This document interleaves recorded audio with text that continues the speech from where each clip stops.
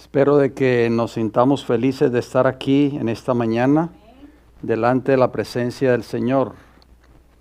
Dice la palabra de Dios en Mateo 18:20 que donde hay 2 o 3 congregados, allí está Jesús en medio de ellos. Y aquí habemos más de 2 o 3, ¿verdad que sí? Así que confiemos de que Jesús estará aquí con nosotros, enseñándonos a través de su palabra. Hemos venido a escuchar palabra de Dios. Espero de que este mensaje de hoy sea de mucha bendición para cada uno de nosotros. Le damos la bienvenida también a nuestros queridos hermanos y hermanas que nos están sintonizando a través de la distancia. Yo sé que muchas personas sintonizan estos programas. Espero de que ustedes puedan compartir estos mensajes, suscribirse a las plataformas que tenemos, 3 plataformas por ahora. Estamos haciendo planes de abrir 2 plataformas nuevas con el favor del Señor. Espero de que el Señor nos pueda ayudar. Pero, mientras tanto, usted puede tener acceso a estos mensajes en plataformas como El Fuerte Clamor y El Heraldo del Tercer Ángel en YouTube y el Ministerio El Fuerte Clamor en Facebook. Recuerden que el canal El Heraldo del Tercer Ángel es un canal de esta iglesia. Así que yo les exhorto a cada uno de mis hermanos aquí presentes de que visiten este canal. Si usted todavía no se ha suscrito, hágalo. Suscríbase, active toda la campanita con todas las notificaciones, porque cada vez que esta señal le esté saliendo en vivo, usted va a recibir una notificación a su teléfono móvil para que pueda, o a su tableta, para que pueda ver estos mensajes que salen en vivo o cada vez que se sube un mensaje nuevo a estas plataformas. Recuerde darle un like siempre. Y usted dirá, ¿para qué? No estamos buscando popularidad. Muchas personas se confunden, creen que estamos buscando popularidad o estamos buscando cantidad de personas que están viendo estos mensajes, o sea, a través de los likes. Los likes, si ustedes no lo sabían, YouTube tiene una manera que entre más likes tiene ese video que se ha subido, ese video puede aparecer cada vez que usted entra a su aplicación de YouTube y presiona ahí el icono de YouTube, va a aparecer ese video en los primeros videos que salen en la página de YouTube. O sea, los videos que más likes tienen son los que siempre van a aparecer cuando usted abre su aplicación. Así que ese es el propósito, queridos hermanos, de darle like a estos videos, para que así personas que no conocen esto, porque hay muchas personas que quizás nunca han oído hablar de este ministerio o de esta iglesia, que tal vez viven en otros países. Entonces, cuando van a sus aplicaciones y abren su teléfono y abren la aplicación de YouTube, van a ver el video nuestro allí, tal vez, que aparece, y entonces eso les va a llamar la atención a ellos y van a querer ver este mensaje. Por eso, hermanos y hermanas, es el propósito de este ministerio, de esta iglesia, sembrar la semilla de este evangelio en la mente de los seres humanos, como dijo Jesús, y será predicado este evangelio del reino a toda nación, tribu, lengua y pueblo.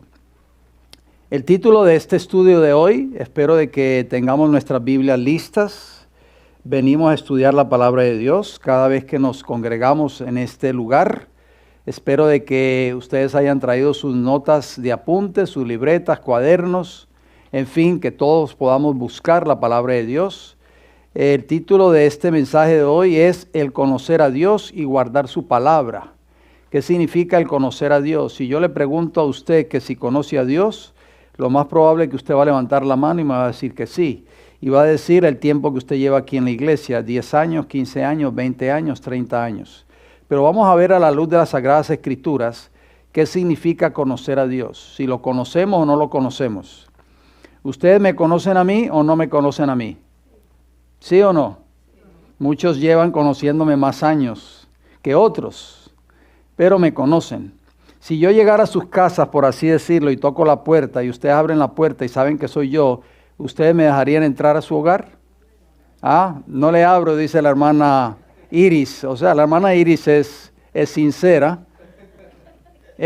Lo más probable es que ustedes me invitarían a pasar a su hogar, ¿verdad? ¿Por qué? Porque me conocen. ¿Dejarían usted entrar a un desconocido a sus hogares? Pero este conocimiento que yo les estoy planteando es un conocimiento porque ustedes me conocen, porque venimos a la misma iglesia, nos congregamos cada semana, somos hermanos en Cristo, llevamos muchos años conociéndonos, nos amamos mutuamente en el amor de Cristo Jesús, pero el corazón, ¿ustedes conocen mi corazón? ¿Conocen mis pensamientos? El único que nos conoce es ¿quién?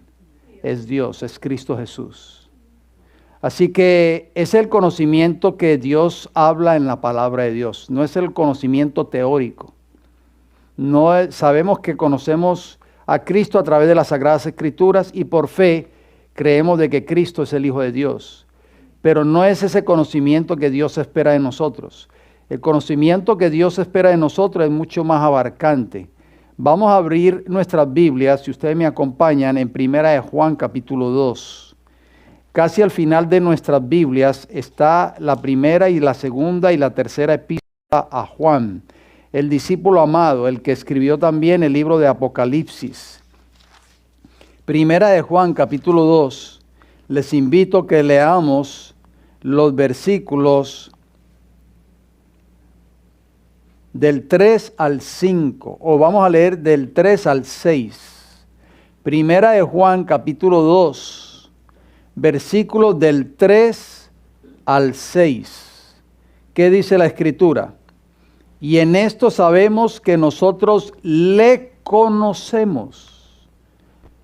Dios nos conoce a nosotros, pero la pregunta es, ¿conocemos nosotros a Dios?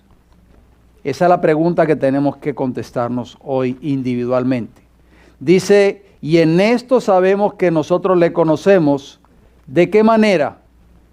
Si guardamos sus mandamientos. Oigan bien, qué importante esta condición que pone la Escritura. Si nosotros decimos que conocemos a Dios, ¿qué debemos hacer? ¿Qué debemos practicar? Guardar sus mandamientos. Versículo 4, oigan bien, palabras fuertes, que a veces las aplicamos solamente a personas que no son de nuestra fe. Personas que tal vez pueden estar en otras denominaciones religiosas. ¿Qué dice Primera de Juan 3:4? El que dice, yo le conozco y no guarda sus mandamientos, el tal es mentiroso y la verdad no está en él. Si yo les pregunto a ustedes, ¿ustedes guardan los mandamientos de Dios? Lo más probable es que me van a decir que sí. Y específicamente el cuarto, que tiene que ver con la observancia del día de reposo, el verdadero día de reposo, el sábado. Les pregunto, solo preguntas para que meditemos. ¿Los judíos en los días de Cristo guardaban el sábado? ¿Creían en la venida de un futuro Mesías que iba a venir? ¿Creían en los profetas, en los escritos de los profetas? ¿Creían en Moisés y en Abraham y todos esos profetas? ¿Y qué terminaron haciendo esos judíos? Rechazando el mensaje. Entonces eso se aplicaría para nosotros hoy. O sea, este versículo 4, no solo porque tendemos a aplicarlo solamente para aquellas denominaciones religiosas que no guardan el sábado o que no guardan los mandamientos de la ley de Dios o que enseñan que los mandamientos de la ley de Dios no hay que guardarlos porque según ellos Cristo ya los clavó en la cruz del Calvario. Pero Juan no se refiere solamente a ese tipo de personas. Juan sabía que la nación judía que pretendía creer en Dios, que guardaba los mandamientos, que era muy estricto en la obediencia del sábado, terminaron rechazando la verdad. ¿De qué manera? Eran transgresores de la ley de Dios. ¿Por qué? Porque odiaban a Jesús y procuraban su muerte. Leamos el versículo 5 de 1 de Juan 2. ¿Qué dice? Pero el que guarda su palabra, en este verdaderamente el amor de Dios se ha perfeccionado. Por esto sabemos que estamos en Él. ¿De qué manera podemos saber que estamos en Cristo? ¿Guardando qué? Su palabra. ¿Qué haces con la palabra que tú escuchas aquí cada sábado? ¿La guardas o la desechas cuando baja el sol por el sábado por la noche? Esa es la pregunta. No es para que me la contesten, es para que meditemos en esa pregunta. Versículo 6. El que dice que permanece en él debe andar como él anduvo. ¿Quién es él? Jesús. ¿Fue fiel Jesús a los mandamientos de su Padre? ¿Reflejó el carácter de su Padre en su vida? De esa manera nosotros tenemos que vivir.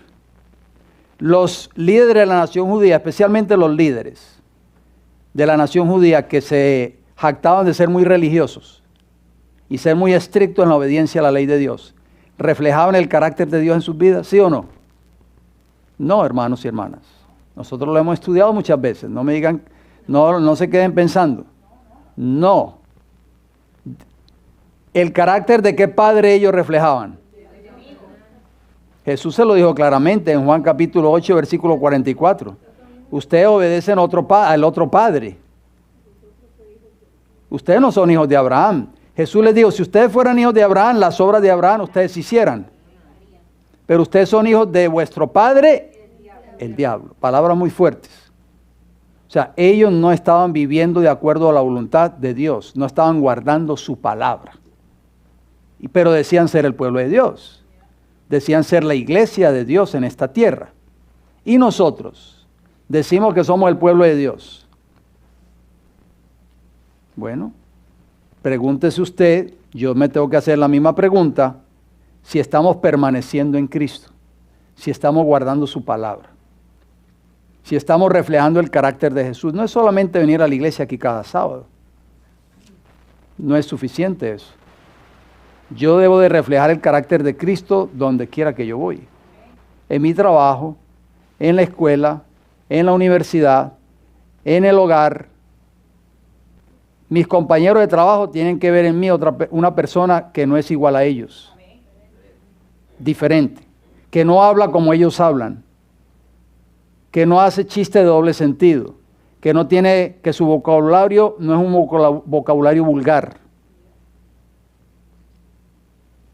Mis familiares, mi esposa, mi esposo, mis hijos, tienen que ver en mí una persona que refleje el carácter de Cristo. Recuerden, hermanos, la iglesia no son estas cuatro paredes. Mucha gente están confundidos. Creen que la iglesia es una organización religiosa. Creen que la iglesia es una conferencia general. La iglesia somos ustedes y yo. Son las almas, hombres y mujeres y jóvenes y niños que aman y temen a Dios. La iglesia está compuesta de hogares. Mi hogar, su hogar y el hogar de cada uno de nosotros, cuando venimos a este recinto cada semana, formamos parte de esa iglesia. Hay una palabra clave en 1 de Juan 2, 3 y 4. ¿Cuál es esa palabra clave? ¿La leyeron? La palabra conocer, del verbo conocer. Dice, y en esto sabemos que nosotros le conocemos, si guardamos su mandamiento, dice el versículo 3. Y repite esa misma palabra, el que dice, yo le conozco, y no guarda sus mandamientos, es que mentiroso. O sea, yo puedo decir que conozco a Cristo, pero si no practico la palabra de Dios en mi vida, soy un mentiroso. La hermana Mayra, creo que si no me equivoco, ella tuvo la apertura el sábado pasado. Fue usted que lo tuvo, ¿verdad? Sí. Ella hizo mención a un caso, aunque no mencionó nombres, no viene al caso por supuesto, mencionó de una persona que dice, yo por eso es que no voy a esa iglesia. Porque la persona que trabajaba con esa persona que hizo esa mención no daba un buen testimonio. Entonces, esto es muy importante que nosotros entendamos esto que estamos hablando en esta hora. Esa palabra griega para conocemos o conozco de 1 de Juan 3:4, en griego es ginosco. Y fíjese, yo me puse a estudiar esa palabra y encontré algo muy interesante. Significa conocer, significa saber, también significa entender. Comprender o conocimiento. Y es la misma palabra, oigan bien, esta palabra ginosco de 1 de Juan 2, 3 y 4, conocemos o conozco, es la misma palabra de Mateo 24, 39. ¿Y qué dice Mateo 24, 39? ¿Quieren leerlo? Vamos a leerlo. Mateo 24, 39. No pierdan su concentración, por favor. Mateo 24, 39. ¿Qué dice? Hablando de los antidiluvianos. Dice, y no entendieron, ahí está la palabra griega, ginosco. Y no entendieron hasta que vino el diluvio y se lo llevó a todos. Así será también la venida del Hijo del Hombre. O sea, así va a ser también cuando Cristo venga. Entonces, ¿qué sucedió con los antidiluvianos? Los antidiluvianos se perdieron, ¿por qué razón? Porque no quisieron conocer la verdad. Rechazaron el mensaje de Noé. ¿De quién venía el mensaje que Noé traía? ¿De parte de quién? De Jehová. Porque fue un mensajero de justicia. Fue un hombre que predicó que venía un diluvio de parte de Jehová. ¿Por cuánto tiempo? 120 años. Las personas que escucharon el mensaje no lo conocieron, no lo entendieron y por lo tanto no lo obedecieron. Ustedes y yo necesitamos entender el mensaje que pretendemos creer para poder entenderlo y vivirlo en nuestra vida. En el Nuevo Testamento, ginosco, oigan bien, frecuentemente indica una relación íntima entre dos personas. ¿Qué más significa la palabra ginosco? Una relación íntima entre dos personas, en este caso entre el esposo y la esposa. Vamos a leerlo. Vamos al libro de Mateo capítulo 1. Allí mismo donde estábamos, pero vamos al capítulo 1. Mateo 1, abran sus Biblias, tengan la bondad de abrirlas, dejemos que Dios nos hable a través de su palabra. Mateo 1, 24 y 25. Esto toma lugar cuando María estaba embarazada. José quiso abandonarla, porque cómo es de repente si yo no he estado con ella, dijo José, y cómo esta mujer salió embarazada. Él pensó que María le había sido infiel. Pero José tuvo un sueño. Dios le mostró que ese embarazo de María no era de ningún ser humano en esta tierra, sino que era obra del Espíritu Santo. Y Dios le dice en el sueño a José, no tengas temor de recibir a María como tu mujer, porque lo que ella tiene ahí en su vientre ha sido engendrado por el poder del Espíritu Santo. Noten bien cuando José diría, despierta del sueño, mire lo que sucede. Mateo 1, 24 y 25. Y despertando José del sueño, que era el que iba a ser esposo de María, madre de Jesús, hizo como el ángel del Señor le había mandado y recibió ¿a quién? A su mujer. O sea, no la abandonó, la recibió. Versículo 25, ahí está el versículo clave. Pero no la conoció. Ahí está la palabra ginosco. No la conoció hasta que dio a luz a su hijo primogénito y le puso por nombre Jesús. O sea, ¿qué significa esa palabra conoció? No tuvo intimidad con ella. Todos lo sabemos. Todos lo sabemos. Si usted va al libro de Génesis, dice que Adán conoció a su mujer, a Eva, y su mujer dio a luz un hijo varón, que en ese caso fue Caín.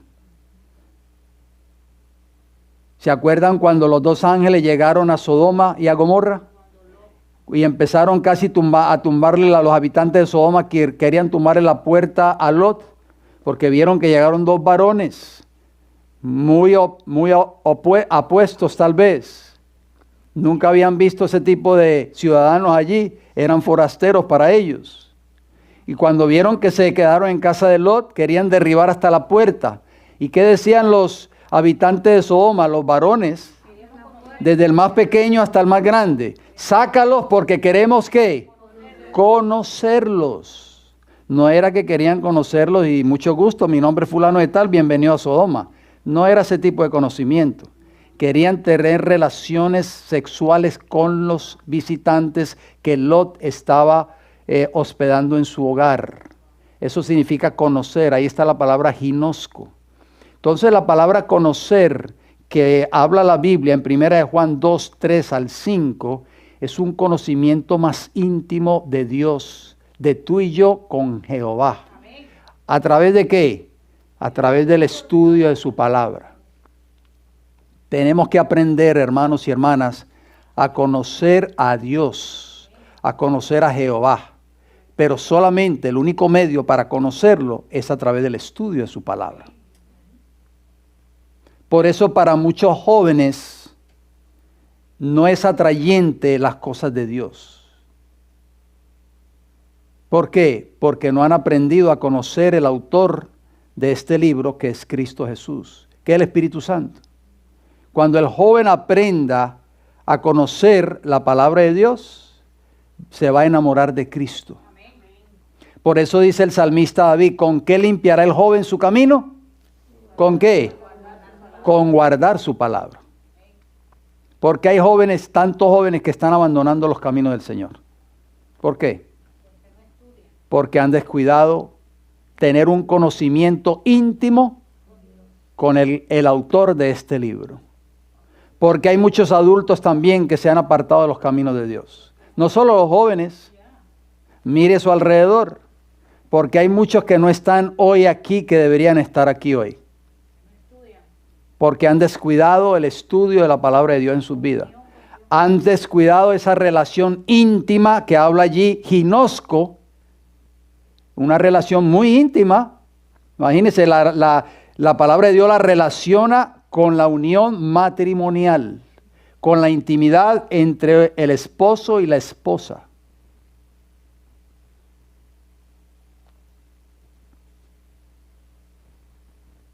¿Qué dice 1 Corintios 8:3? ¿Qué dice el apóstol Pablo? ¿Qué consejo nos da Pablo en 1 Corintios 8:3? ¿Qué dice?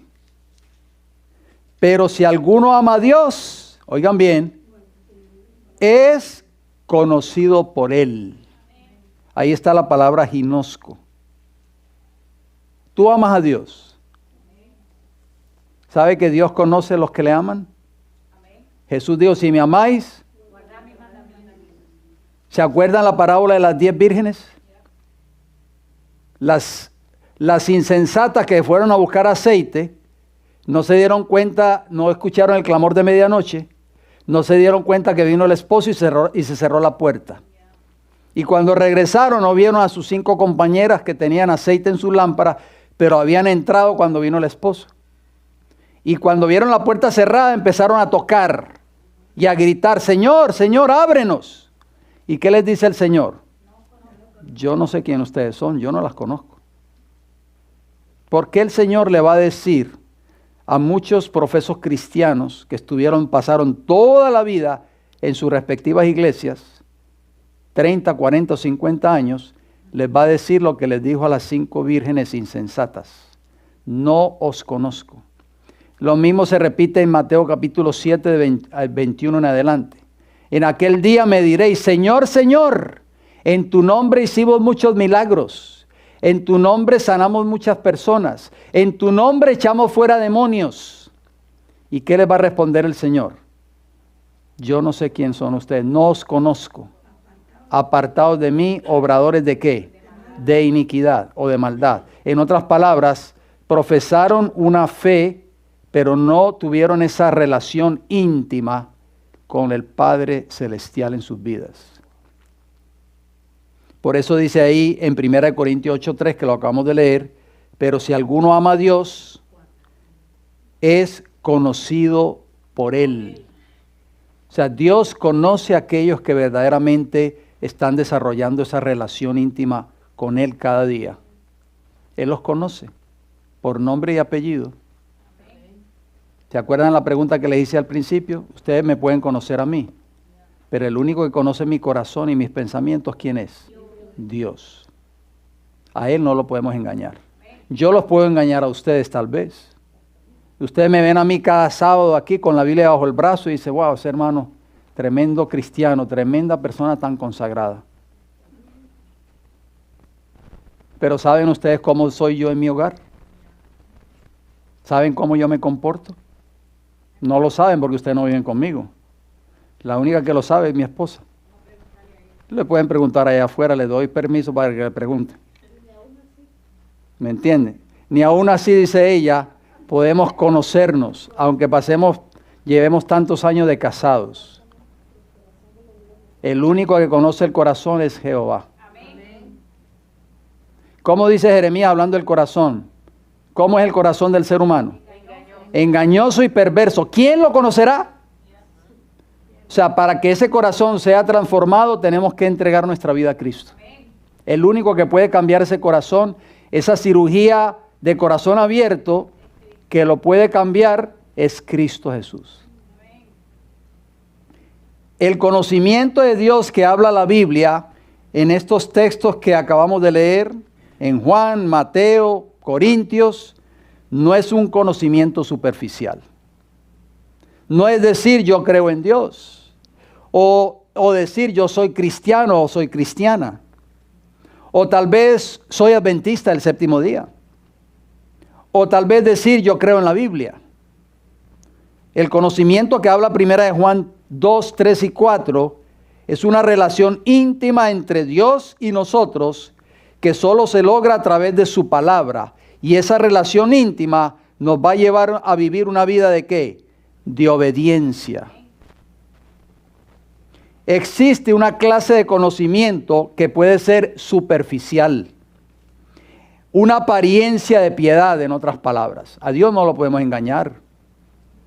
Ustedes y yo podemos aparentar ser cristianos, si eso fuera el caso. O yo podría aparentar ser cristiano. Pero a Dios, ¿lo puedo yo engañar? No. Satanás desea, oigan bien, que el cristiano, que ustedes y yo, el cristiano profeso, practique en su vida una apariencia de piedad. O sea, venir a la iglesia cada sábado y, como dicen en Puerto Rico, ponchar tarjeta. Y ya eso es suficiente. Eso es una apariencia de piedad. No es suficiente. Eso es lo que quiere Satanás, que ustedes y yo practiquemos ¿qué? Una apariencia de piedad. Que seamos oidores de la palabra de Dios, pero no hacedores de ella. Esta experiencia, ¿sabe dónde la vemos? La vemos reflejada en la vida de los líderes de la nación judía. Por eso Cristo los reprendió tantas veces y les dio duro, fuerte. ¿Por qué? Porque lo que más detesta Dios o Jesús, ¿sabe qué es lo que más detesta Jesús aparte del pecado? Es una vida de apariencia religiosa. Que nosotros aparentemos ser cristianos cuando verdaderamente no lo somos. Y eso era la vida y la experiencia de los líderes de la nación judía. Vamos a leerlo, Mateo capítulo 23. Acompáñenme por favor. Mateo capítulo 23. Y vamos a leer los versículos del 1 hasta el 3 primeramente. Mateo 23, del 1 hasta el 3. ¿Qué nos dice? Entonces habló Jesús a la gente y a sus discípulos diciendo, ¿qué les dijo? En la cátedra de Moisés se sientan los escribas y los fariseos. Y usted me va a preguntar, ¿y qué significa la palabra cátedra? Bueno, la palabra cátedra es un asiento elevado donde el maestro da la clase a sus discípulos. O sea, un lugar más elevado. De más ¿qué? De más altura, de más cualificaciones. Por eso dice ahí, en la cátedra de Moisés, o sea, en el conocimiento de las escrituras, de los escritos de Moisés, se sientan ¿quién? Los escribas y fariseos. Versículo 3, ¿qué dice? Así que todo lo que os digan que guardéis, ¿qué dice? Guardadlo, porque eso está en la palabra de Dios. Y hacerlo, pero noten lo que dice la última parte del versículo 3. y no hagáis, mas no hagáis conforme a sus obras, porque dicen y qué, y no hacen. ¿Es esto la experiencia de muchos hoy? ¿Qué ustedes creen? ¿Conocen ustedes personas así? Por eso yo siempre he dicho, se lo digo a mis hermanos más jóvenes en la fe, y esto es una experiencia que yo la he vivido en la iglesia en los casi 40 años que llevo conociendo este mensaje. Las personas que más hablan que van a hacer algo en la iglesia son las que menos hacen. Por eso dicen y no hacen. Cuando usted vaya a hacer algo para el Señor, no tiene que decírselo a toda la hermandad o decírselo a los cuatro vientos, hágalo. Que dice, como dice Mateo, lo que el Señor ve en secreto, te va a recompensar ¿en qué? En público. Versículos 6 y 7. ¿Qué sigue diciendo Mateo 23, 6 y 7? ¿Qué hacían los escribas y los fariseos? Una de las características que tenían ellos, aparte de que odiaban a Jesús y querían matarlo, era que decían y no hacían. Eran muy fieles a los escritos de Moisés, salvaguardaban mucho esos escritos, pero noten lo que dice el versículo 6 y 7 de Mateo 23. ¿Qué más? Llaman los primeros asientos en las cenas y las primeras sillas en las sinagogas. Eran los primeros que llegaban a la iglesia los sábados. Y cuando llegaban bien temprano en la mañana, más temprano que la hermana Milagros, se sentaban en la primera fila de la iglesia. Y mire que Milagro llega temprano, hermanos y hermanas. ¿Y qué más les gustaba a ellos? Y las salutaciones en las plazas. Les gustaba que los saludaran en lugares públicos. Rabí, rabí, maestro. Bendición, bendición, maestro. ¿Y qué más? Y que los hombres los llamen rabí, rabí. O sea, ellos vivían una religión de solo ¿qué? Apariencias. Eso es lo que Jesús odia, hermanos y hermanas. Porque por dentro, si usted sigue leyendo ese capítulo 23, Jesús les dice, ustedes son sepulcros blanqueados. Por fuera se ven muy bonitos, pero por dentro están llenos de huesos podridos. Fuertes palabras. ¿Por qué Jesús fue tan fuerte? Usted se pensará con los líderes de la nación judía. Porque Jesús odia la hipocresía. Nosotros tenemos que pedirle a Dios que nos ayude a no seguir viviendo una religión o una experiencia religiosa de solo apariencia. Porque Dios detesta esto. El conocimiento teológico que poseían los líderes religiosos de la nación judía en los días de Cristo los hacía creer que estaban en una plataforma, por eso dicen la cátedra, o sea, en un lugar más alto, en una plataforma más superior que los demás. Por eso amaban los primeros asientos en las sinagogas. Les gustaba que los saludaran en las plazas públicas, porque se creían superiores y mejores que los demás. Esto los llevó a pensar que solo ellos poseían el conocimiento de las Escrituras y que el resto del pueblo eran meros ignorantes. Oigan bien, eran ignorantes, solo ellos eran los que tenían el conocimiento. Entre ese grupo se encontraban Jesús y sus discípulos. Vamos a leerlo. Juan capítulo 7, acompáñenme por favor. ¿Qué pensaban los líderes de la nación judía acerca de Jesús?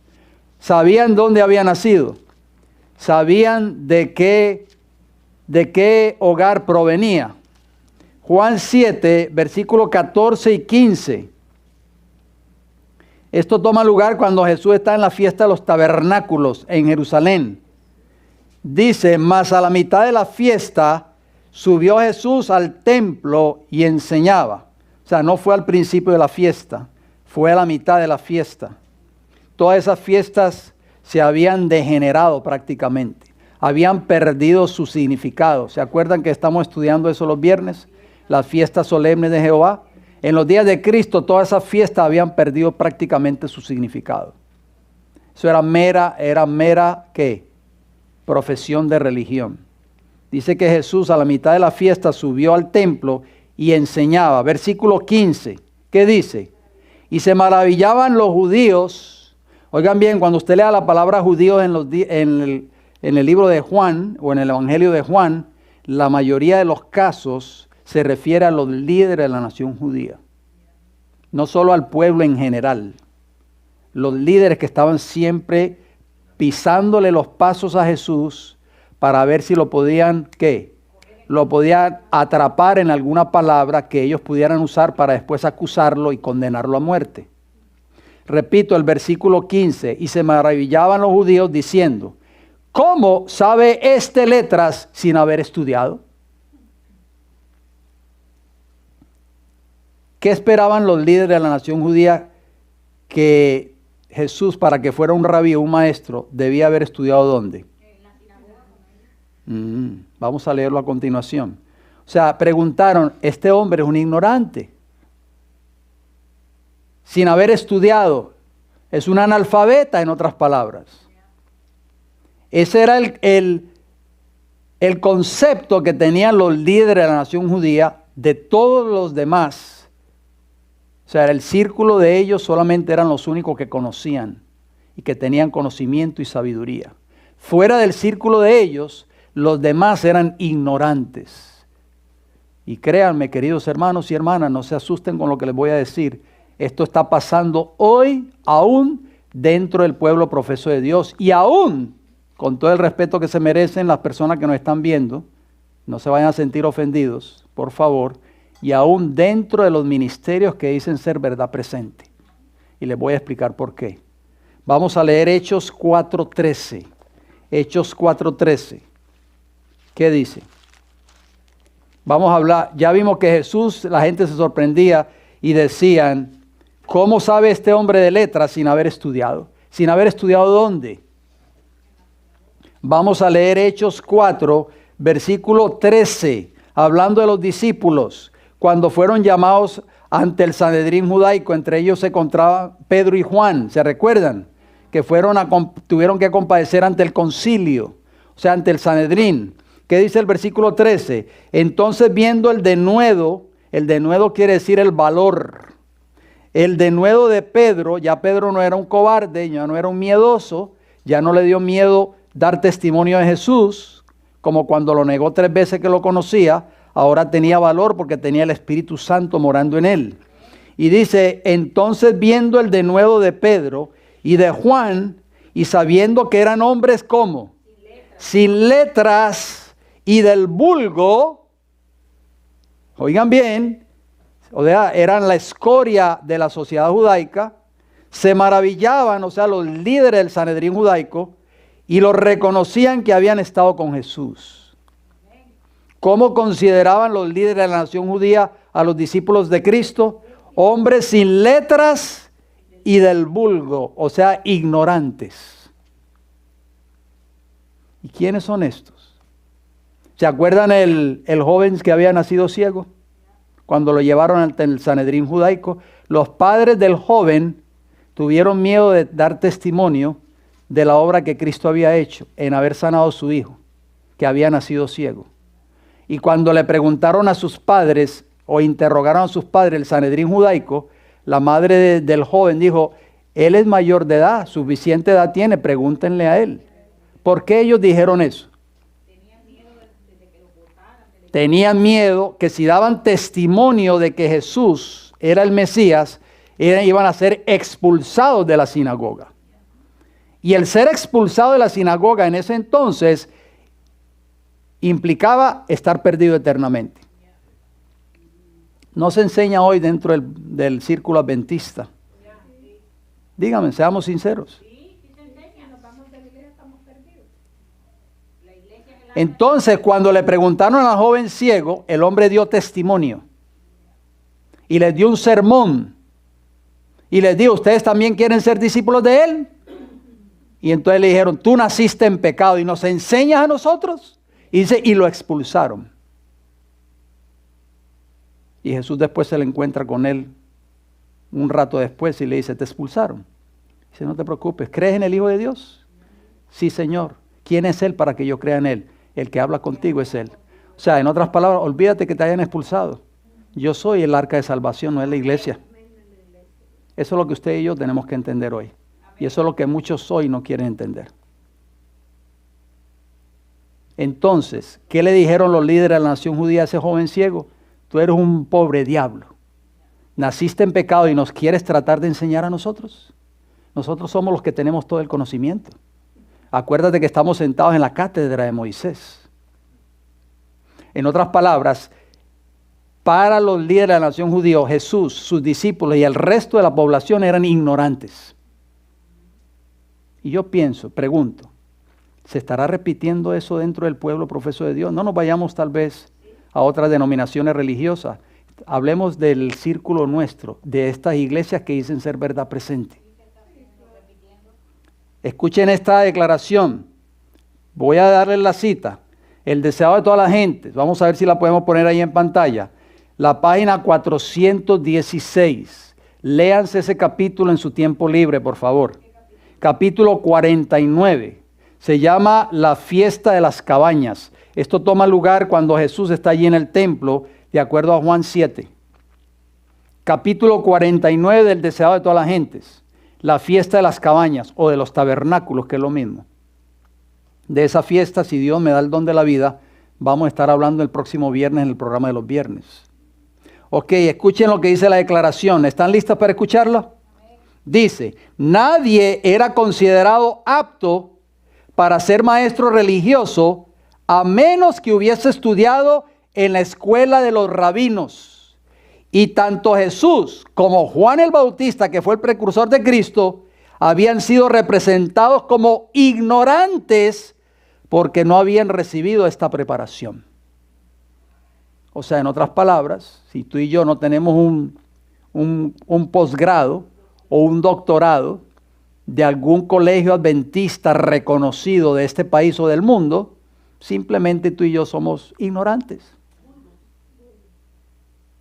Somos tal vez adventistas del séptimo día, pero no tenemos ese conocimiento que puede tener un ministro que estudió 8 años o 10 años en una prestigiosa universidad de teología de este país o de otro país de Latinoamérica. Entonces, presten atención ahora. Hay un devocional que tal vez ustedes tienen en sus hogares. Si no lo tienen en formato de libro, yo les exhorto de que lo bajen a sus teléfonos. Se llama Cristo Triunfante. ¿Cuántos tienen ese devocional? Milagro, solamente la hermana Luisa también. Hermoso devocional. En la página de ese devocional, página 334 del 21 de noviembre, recientemente, escuchen este pensamiento. Yo estoy leyendo ese devocional, aparte del que estudiamos en los cultos por las noches. Dice, nunca debiéramos permitir, oigan bien, que prevalezca la idea de que solo unos pocos privilegiados disponen de un conocimiento de las Escrituras y que todos deben acudir a ellos. Oigan bien, esta es la gran tragedia del pueblo adventista hoy en este tiempo. La mayoría están corriendo a esos privilegiados. Están corriendo a ellos. Dice ahí, por eso dice que no debiéramos permitir que prevalezca en nuestra mente la idea de que Dios solo tiene unos pocos privilegiados que disponen del conocimiento de las Escrituras. Y que todos tienen que acudir a esos pastores para poder entender el mensaje. Dice, uno u otro pastor favorito como autoridad para sus doctrinas. Mire, hermano, yo les voy a decir algo. Muchos campamentos que se hacen aún dentro de los ministerios de verdad presente, solamente se buscan ministros reconocidos, personas capacitadas que tengan tal vez un conocimiento, bien sea en el ámbito de la medicina o de las Escrituras, porque esos son los que van a traer gente y van a llenar el local o el auditorio donde se va a tener el campamento. Hermano, esto es fuerte, no es crítica, pero esto es la verdad, esto es lo que está pasando hoy, aún dentro de los ministerios de verdad presente. Los laicos son ignorantes y son indoctos. No tienen la capacidad para ser los predicadores invitados o los oradores principales de un camp meeting o de un campamento de esta naturaleza. Hay que traer solamente a ministros reconocidos y con una vasta experiencia para que puedan predicarle al pueblo de Dios. Y eso era lo que estaba tomando lugar en los días de Cristo. Pero ¿qué conocimiento está buscando Dios de su pueblo hoy? ¿Conocimiento teológico? ¿Un conocimiento extenso y amplio de las profecías de Daniel y Apocalipsis? Muchos hoy dicen, ese pastor es un ¿qué? Es un erudito, es una eminencia. Y viajan largas distancias, pagan pasajes de avión o vuelo, estadía en hotel para ir a ver a ese pastor o a ese ministro. Y no estoy diciendo que no es malo eso, no me vayan a malinterpretar. Simplemente, queridos hermanos y hermanas, como dice esta cita, no deberíamos permitir que prevalezca la idea de que solo unos pocos privilegiados disponen de un conocimiento de las Escrituras. Tú y yo, si somos investidos por el poder del Espíritu Santo, ¿vamos a qué? Vamos a poder predicar este mensaje Amén. Para el tiempo del fin. Amén. ¿Se acuerdan cuando los niños en los días de Jerusalén, cuando Jesús llegó montado sobre el asno, que gritaban, Hosana, Hosana, al Hijo de David? Los líderes de la nación judía le dijeron a Jesús, calla a esos muchachos, cállalos. ¿Y qué les dijo Jesús? Si ellos callan, las piedras van a ¿qué? Van a hablar. Esas piedras somos tú y yo hoy. Levantar este estandarte y predicar la palabra de Dios. ¿Por qué Dios se usó a personas ignorantes, del vulgo, indoctos, o sea, sin conocimiento, como los discípulos, humildes pescadores? Gracias a ellos, a esos hombres que la nación judía, los líderes, los pastores, los teólogos de ese tiempo veían como ignorantes, gracias a ellos tú y yo estamos sentados aquí en esta mañana. Gracias a ellos fueron los que sentaron las bases de este evangelio eterno de Apocalipsis 14. La mayoría de los pioneros adventistas, cuando hacemos un estudio de la historia adventista, por eso es que nosotros tenemos que estudiar la historia adventista. Muchos hoy no conocen la historia adventista, especialmente esta nueva generación que se está levantando hoy dentro de la iglesia adventista. La mayoría de esos pioneros adventistas, la mayoría, no todos, eran gente humilde. ¿Quién fue William Miller o Guillermo Miller? El precursor de este mensaje, un granjero. ¿De dónde lo sacó el Señor? De la granja allá en Nueva York, donde él vivía. Y llegó a ser el predicador, uno de los predicadores más poderosos que se han levantado en esta nación. Hermanos y hermanas, en los días de Miller no existía ni el internet, ni la radio, ni la televisión, ni los teléfonos inteligentes. Pero los escritos de Miller llegaron hasta Europa. Y usted dirá, ¿y cómo es posible eso? Porque el Espíritu de Dios puede usarte a ti y a mí hoy, si queremos levantarnos y predicar este mensaje. William Miller fue sacado de la granja donde él vivía, igual que Eliseo, igual que todos estos profetas. Pero hoy la gente está siempre con su vista puesta en los hombres grandes y reconocidos, en los grandes teólogos y eruditos. Eso no es correcto. Eso no lo enseña la palabra del Señor. Discúlpeme, no se vayan a sentir ofendidos.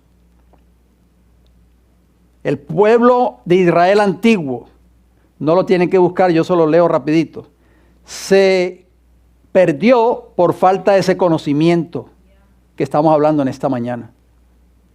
Dice el libro de Oseas 4:6, mi pueblo fue destruido porque le faltó conocimiento. Por cuanto desecharon el conocimiento, yo también te echaré del sacerdocio Y porque olvidaste la ley de tu Dios, también yo me olvidaré de tus hijos. O sea, ¿cuál fue la ruina del pueblo de Israel? Terminó en Babilonia y en otras naciones paganas como Asiria y así sucesivamente. ¿Por falta de qué? Del conocimiento personal de quién. Habían abandonado este conocimiento. Habían abandonado la obediencia en sus vidas y la consagración en sus vidas. Por eso Dios permitió el ¿qué? El cautiverio. La mayoría de la nación judía en los días de Cristo se perdió por falta de este conocimiento también. Se repite la historia una y otra vez. Ahí está el principio de Eclesiastés 1:9. ¿Qué es lo que fue? Lo mismo que será, nada y nuevo debajo del sol. ¿Y ustedes creen que esa historia se repetirá con el pueblo profeso de Dios hoy en esta tierra? ¿Qué ustedes creen? Vamos a Juan rapidito, capítulo 1. Mire las palabras de Juan el Bautista a los que fueron enviados por los escribas y los fariseos. ¿Se acuerda que los escribas y los fariseos cuando oyeron a Juan el Bautista predicando en el desierto de Judea, decían, y ese loco que está allá gritando, ¿quién será? Vamos a mandar una comitiva, vamos a mandar a la junta de la iglesia. Entonces fueron los miembros de la junta de la iglesia a hablar con Juan. Vamos a leer, ustedes conocen la historia, Juan capítulo 1, versículo 24 y 25. Vamos a leer desde el 22 para tener un contexto mejor, por favor, disculpen. Juan 1, 22 al 26. Le dijeron, pues ¿quién eres? ¿Y tú quién eres? Le dijeron. Para que demos respuesta a los que nos enviaron. ¿Qué dices de ti mismo? Versículo 23, dijo, yo soy la voz de uno que clama en el desierto. Enderezad el camino del Señor, como dijo el profeta Isaías. O sea, Juan estaba cumpliendo una profecía bíblica. O sea, ellos estaban caminando por caminos torcidos. Ya es hora que ustedes enderecen sus vidas. ¿Qué sigue diciendo el versículo 24? Y los que habían sido enviados eran ¿de quién? ¿De quién? Los líderes de la nación judía. ¿Dónde se sentaban los fariseos? De acuerdo a Mateo 23, del 1 en adelante, en la cátedra de Moisés. ¿Qué dice el versículo 25? Y le preguntaron y le dijeron, ¿por qué pues bautizas si tú no eres el Cristo, ni Elías, ni el profeta? Tú no fuiste a estudiar en la universidad tal de teología, acreditada por la iglesia. Tú no tienes título ni credenciales de pastor. ¿Quién te dio autoridad para bautizar? Lo estoy poniendo en términos modernos para que usted entienda. Tú eres un ignorante. Y entonces, ¿qué dice el versículo 26? Juan le respondió diciendo, yo bautizo con agua. ¿Quién le había dado esa autorización a Juan? Jesús, Dios mismo. Mas en medio de vosotros, oigan bien, presten mucha atención al versículo 26, mas en medio de vosotros está uno a quien vosotros, ¿qué dice? No conocéis.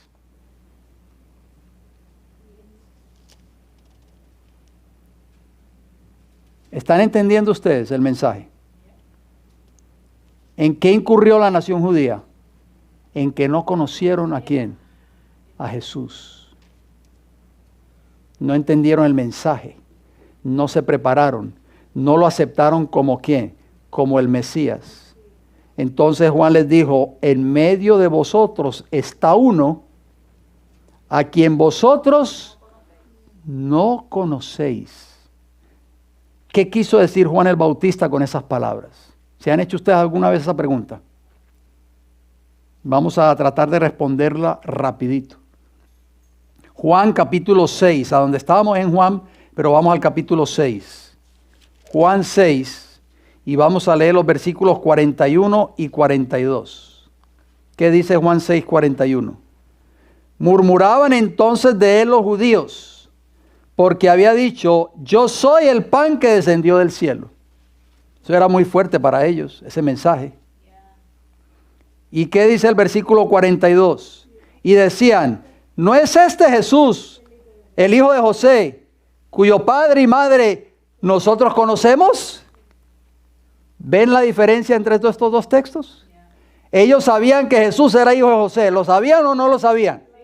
Sabían supuestamente dónde había nacido, porque ellos creían que Jesús había nacido en Nazaret, porque ahí se crió. Pero Jesús no nació en Nazaret, nació en Belén, conforme a la profecía. Sabían quién era María, su madre. Conocían a sus hermanos por parte de José. Pero nosotros sabemos quién es este muchacho, lo vimos crecer por las calles de Nazaret. Sabemos quién es él. ¿Y cómo es que este hombre nos está diciendo, yo soy el pan que ha descendido del cielo? O sea, a él lo conocían y sabían dónde vivía, sabían quién eran sus padres, sabían quién eran sus hermanos, pero Juan el Bautista les dice, hay en medio de ustedes uno que ustedes no conocen. Entonces, ¿estamos viendo la diferencia? Lo conocían físicamente, pero no conocían a Jesús como su Salvador personal.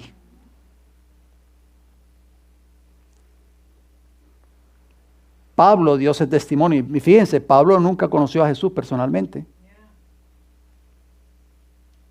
Porque Pablo cuando se convierte, cuando pasa de ser Saulo de Tarso a Pablo, el gran apóstol de los gentiles, ya Jesús había subido al cielo. Pero nota el testimonio que da Pablo en Hechos de los Apóstoles, capítulo 13. Después de Juan está Hechos. Hechos 13. Versículo 27 y 28, ¿qué nos dice? Miren bien, hermano, esto es fuerte. Estamos hablando de un hombre que no tuvo el privilegio de estar con Jesús 3 años y medio, como lo estuvieron sus 12 discípulos. Noten lo que dice Pablo en Hechos 13, 27. Acompáñenme, por favor. Este es el testimonio del apóstol Pablo cuando estaba predicando con Bernabé en Antioquía. Dice el versículo 27, porque los habitantes de Jerusalén y sus gobernantes, ahí están incluidos los líderes de la nación judía, no conociendo a Jesús. Oiga, pero si lo vieron predicar 3 años y medio, sabían dónde había nacido, supuestamente sabían quién eran sus padres, sabía dónde vivía, sabía cuál era la profesión de su padre terrenal, que era José, carpintero. Y entonces Pablo está diciendo que ni los habitantes de Jerusalén, ni sus gobernantes, no conociendo a Jesús, ni las palabras de los profetas que se leen todos los días de reposo, o sea, todos los sábados, las cumplieron al condenarle. O sea, no entendieron el mensaje que ellos pretendían creer. Eso es lo que Pablo le está queriendo decir. Versículo 28 de Hechos capítulo 13. Y sin hallar en él causa digna de muerte, pidieron a Pilato que le matase. ¿Qué hicieron con el Mesías? Pero sabían quién era, sabían dónde vivía, sabían quién eran sus padres, conocían sus hermanos, sabían quién eran sus padres terrenales, pero no lo conocieron, dice Pablo. O sea, no conocieron de que Cristo era la simiente de la mujer que venía a esta tierra a pisar la cabeza de la serpiente. No tuvieron esa comunión íntima con Jesús. Eso es lo que Jesús está buscando de nosotros hoy. Que nosotros aprendamos a conocer a Jesús como nuestro Salvador. Volvamos a Juan capítulo 8, versículo 19. Mire qué interesante pregunta le hicieron los judíos a Jesús. En Juan 8, versículo 19.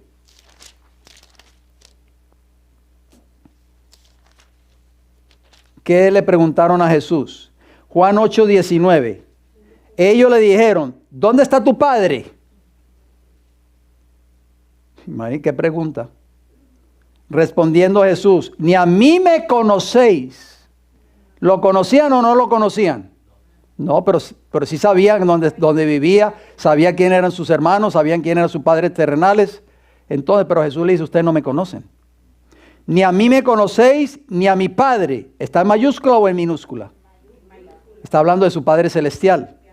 Si a mí me conocieseis, también a mi Padre conoceríais.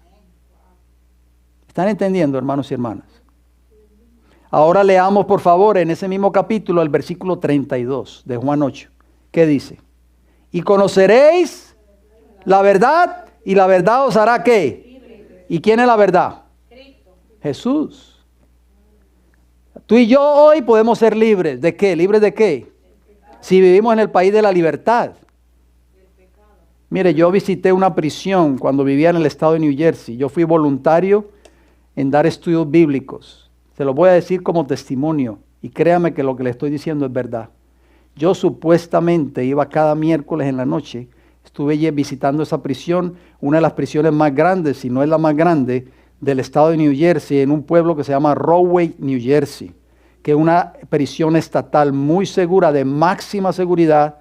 Las personas que están allí están condenados a cadenas de 40 años para arriba o a cadenas perpetuas. Por la gracia de Dios tuve la oportunidad de conocer un hermano de una iglesia adventista en ese entonces en Persan Boy, New Jersey, aquellos que han vivido en el estado de New Jersey, y él fue el que me introdujo en ese ministerio maravilloso que estuve visitando por 5 años esa prisión. Yo iba supuestamente a darle estudios bíblicos a esas personas y yo salía más fortalecido cuando salía que cuando entraba, por esas personas que están presos físicamente hablando, pero están más libres que nosotros que estamos allá afuera, porque han conocido a Cristo en esos lugares y son personas que están viviendo el evangelio en sus vidas, queridos hermanos. Esa es la experiencia que tú y yo necesitamos vivir hoy. Por eso Jesús dijo en Juan 8:32, y conoceréis la verdad. ¿Quién es la verdad? Jesús. Yo soy el camino, la verdad y la vida. Juan 14:6. Cuando ustedes me conozcan a mí, ustedes van a ser verdaderamente libres. Estamos viviendo supuestamente, entre comillas, en el país de la libertad, pero podemos estar presos en el pecado. Nosotros necesitamos conocer a Jesús. Tenemos ese conocimiento que se logra solamente a través de las Escrituras. ¿Cómo nosotros podemos experimentar ese conocimiento? Cuando obtengamos la victoria sobre el pecado en nuestras vidas.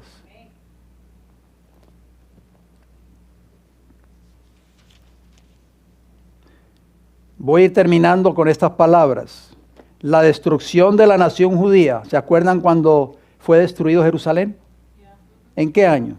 A ver si tienen buena memoria los que estudian los temas de profecía aquí. Y no digan que nunca lo han escuchado. El conflicto de los siglos, capítulo 1. Si no lo ha leído, pues léalo esta tarde. En el año 70, después de Cristo, o sea, de nuestra era, fue destruido el templo de Jerusalén. Cristo lo profetizó 39 años antes, o sea, en el año 31. ¿Se acuerda Mateo 24, versículo 1 en adelante? Jesús les dijo, ¿veis todo esto? No quedará piedra sobre piedra que no sea, ¿qué? Derribada o destruida. Y Jesús se lo advirtió a los discípulos cuando iba a venir esa destrucción. Cuando viereis el lugar santo, la abominación desoladora, huyan a los montes y no regresen, porque viene la condenación sobre esta ciudad. ¿Por qué fue condenada Jerusalén? Porque Jesús lo dijo, Jerusalén, Jerusalén, que matas a los profetas, apedreas a los que te son enviados. Quise muchas veces juntarte como la gallina junta sus polluelos debajo de sus alas, y no que, no quisiste, o sea, les faltó el conocimiento. Que el mismo conocimiento que le faltó a los antediluvianos, no aceptaron el mensaje de salvación. ¿Y qué sucedió? Vamos al libro de Lucas. Acompáñame en el Lucas, el capítulo 19. Vamos a leer estos textos finales. Lucas 19, versículos 43 y 44. 19, 43 y 44. ¿Qué dice?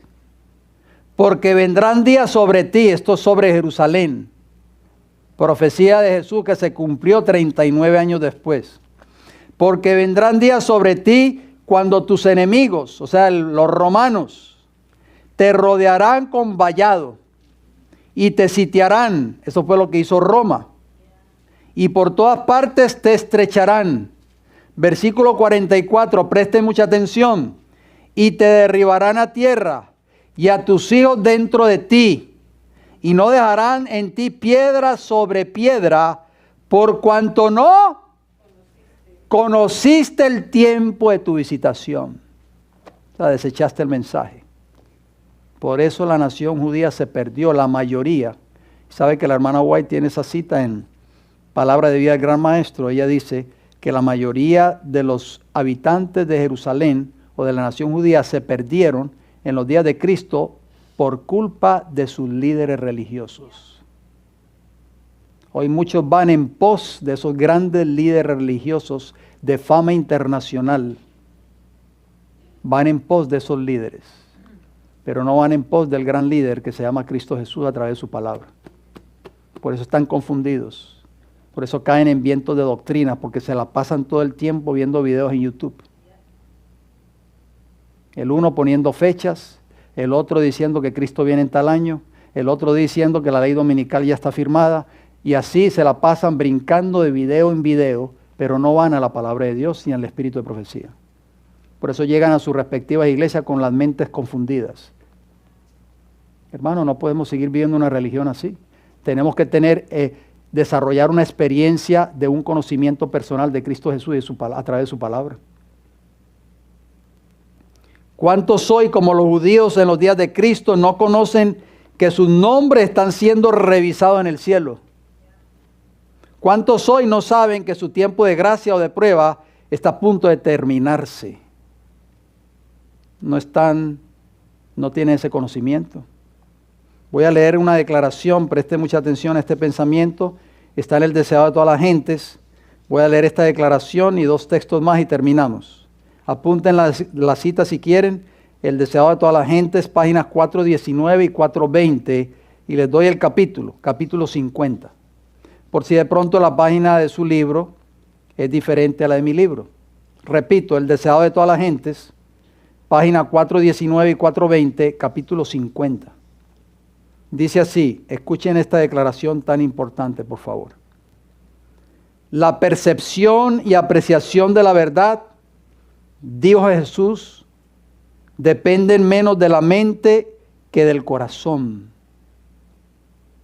La verdad debe ser recibida en el alma. Por eso Jesús dijo, y conoceréis la verdad y la verdad os hará libres. Dice que esa verdad debe ser recibida en tu corazón.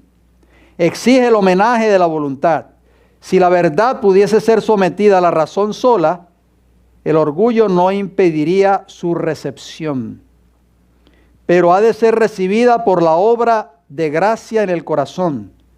Y su recepción depende de que se renuncie a todo pecado revelado por el Espíritu de Dios. Para poder recibir esa verdad en nuestros corazones, tenemos que proponernos a renunciar a todo pecado a través del poder del Espíritu de Dios. Las ventajas del hombre para obtener el conocimiento de la verdad, por grandes que sean, no le beneficiarán a menos que el corazón esté abierto para recibir la verdad y renuncie concienzudamente a toda costumbre y práctica opuesta a sus principios. A los que así se entregan a Dios con el honrado deseo de conocer y hacer su voluntad, se les revela la verdad como poder de Dios para su salvación. Estos podrán distinguir entre el que habla de parte de Dios y el que habla meramente de sí mismo. Los fariseos no habían puesto su voluntad de parte de la voluntad de Dios. Por eso Jesús les dijo, ellos hablan y dicen, pero no hacen. No estaban tratando de conocer la verdad, que era Cristo, sino de hallar alguna excusa para evadirla. Cristo demostró que esta era la razón por la cual ellos no comprendían su enseñanza. Muchos hoy quieren evadir la verdad. ¿Por qué? Porque la verdad entraña a que ustedes y yo renunciemos a muchas cosas que Dios no aprueba. Y entonces muchos le echan la culpa a la iglesia, a esa iglesia que usted va, ahí prohíbe muchas cosas. ¿Ha oído este argumento usted alguna vez? Vamos a ver, el verdadero conocimiento de Dios nos va a llevar siempre a obedecer su palabra. Leemos Juan 8:51, con esto vamos a ir terminando. Juan 8:51.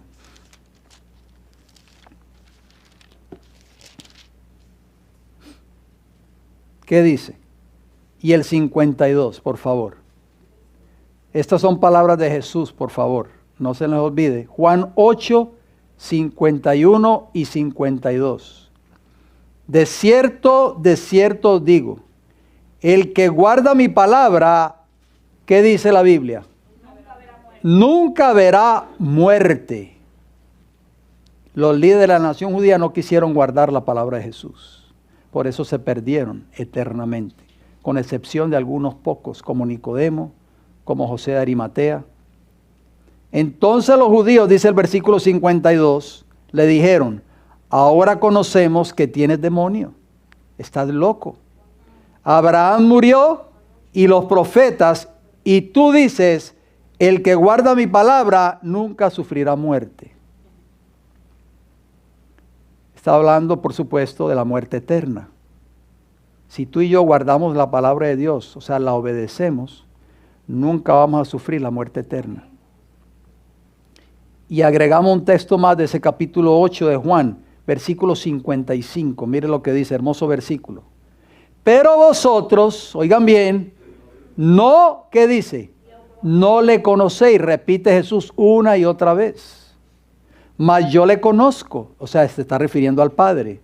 Y si dijere que no le conozco, sería mentiroso como vosotros, pero le conozco y guardo su palabra. Amén. Aquí está la prueba de un verdadero discípulo que dice conocer a Jesús.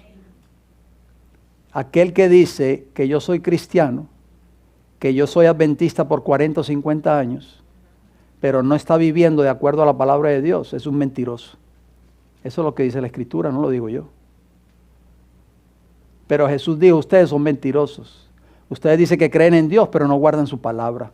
Porque lo primero que ustedes han querido hacer desde el principio de mi ministerio es que ustedes quieren quitarme la vida. Jesús conocía los corazones de ellos.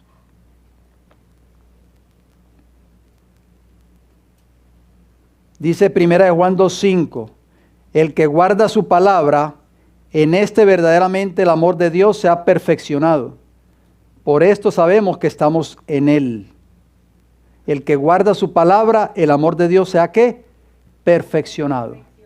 Pero ¿de qué otra manera se perfecciona el amor en nosotros? 1 Juan 4:12 y 13 dice: nadie ha visto jamás a Dios. Si nos amamos unos a otros, Dios permanece en nosotros y su amor se ha perfeccionado en nosotros. Es importante esto. Hay grupitos en las iglesias hoy. Hay clubes. Tú no eres miembro de nuestro club, fuera. Si no nos amamos los unos a los otros, el amor de Dios no existe. En esto conocemos que permanecemos en Él y Él en nosotros, en que nos ha dado de su Espíritu. Repito, 1 Juan 4, 12 y 13. Que Dios nos ayude en esta mañana a conocer a Jesús. Y si conocemos a Jesús, vamos a reflejar ese amor de Cristo hacia nuestro prójimo, hacia nuestros hermanos. Se acabarán las rivalidades en la iglesia, se acabarán los problemas, se acabarán las riñas, los disgustos. En el hogar también. Por eso es que tenemos que llegar a ese conocimiento. Por eso, como decía Juan capítulo 17, versículo 3, el versículo que usamos de introducción: en esto consiste la vida eterna, que te conozcan a ti, al único Dios verdadero, y a Jesucristo, a quien has enviado. Que Dios nos ayude a alcanzar ese conocimiento, queridos hermanos y hermanas. Vamos a ir de rodillas para pedir una bendición final al Señor.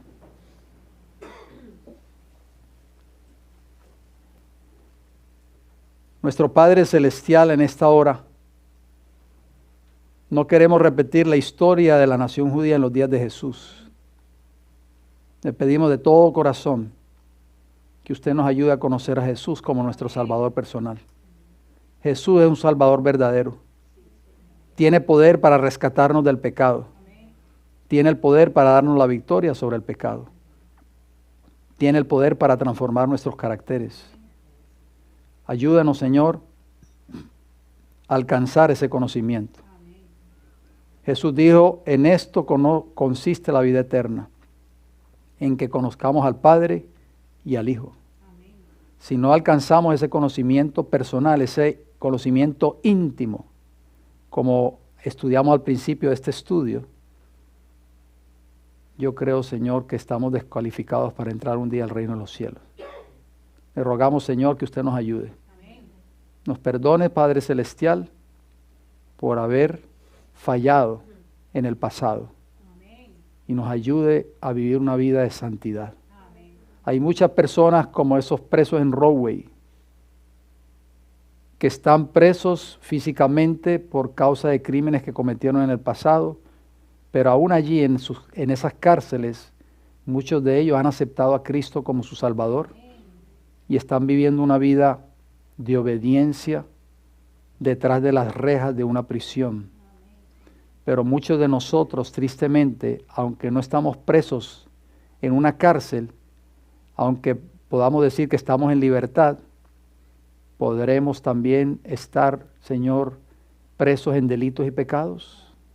Queremos a Jesús hoy más que nunca, para que Jesús nos libere. Jesús dijo, y si el Hijo os libertare, seréis verdaderamente libres. Ayúdanos a ser libres, Señor. Ayúdanos a no ser más esclavos de Satanás. Quiero pedir una bendición en especial, una vez más, por las peticiones que fueron escritos en la libreta. Hay 3 bebés que hemos estado orando por ellos, Señor. Por Lucas, Padre Santo, que necesita tu ayuda allá en Puerto Rico. Oramos por este bebé, Señor, de apenas 1 añito de nacido. Oramos por su madre, por su padre, por sus seres amados, que sabemos que están desesperados, pero tú eres el médico divino. Tienes el poder para sanar a este bebé, Señor. En sus manos se lo ponemos en esta mañana. Seguimos orando por este otro bebé en Nicaragua, por John Marlon, que también ha estado muy malito, también tiene 1 añito de vida. Oramos por él, Señor, para que usted ponga su mano sanadora sobre este bebé. Y por este nuevo bebé, que no tenemos el nombre, pero usted sabe quién es, que está en un hospital grave con solamente 9 meses de edad, Señor. Por favor, lo ponemos en sus manos. Oramos por cada petición que fue escrita en esa libreta en esta mañana. Por cada necesidad de cada hermano y cada hermana de esta iglesia. Oramos por nuestros hermanos que no pudieron venir en esta mañana porque están enfermos, por alguna condición física. Oramos por ellos, para que usted ponga ese bálsamo de Galaad sobre sus cuerpos y puedan ser restaurados conforme a su amor y su misericordia. Y también oramos por los que están enfermos espiritualmente, por los que se han apartado de sus caminos, por los que se han abandonado, por los que han abandonado su camino, por los que se han dejado arrastrar por las cosas de este mundo.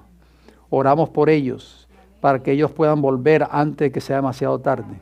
La puerta de la gracia se está cerrando, y muchos hoy no lo saben, como la nación judía, que no lo supieron hasta que vino el asedio de Roma, y más de 1 millón de judíos perecieron en Jerusalén. Ayúdanos a no repetir la historia del pueblo judío. Oramos también en esta hora por esta iglesia, por este ministerio, por estos mensajes que cada semana salen para el mundo, Señor. No buscamos popularidad, usted lo sabe. No buscamos fama internacional. Lo único que anhelamos es cumplir con el cometido de predicar este evangelio del reino a toda nación, tribu, lengua y pueblo. Oramos para que los hermanos que escucharon este mensaje en el día de hoy hayan sido fortalecidos, y también oramos por aquellos que lo han de escuchar en otro momento.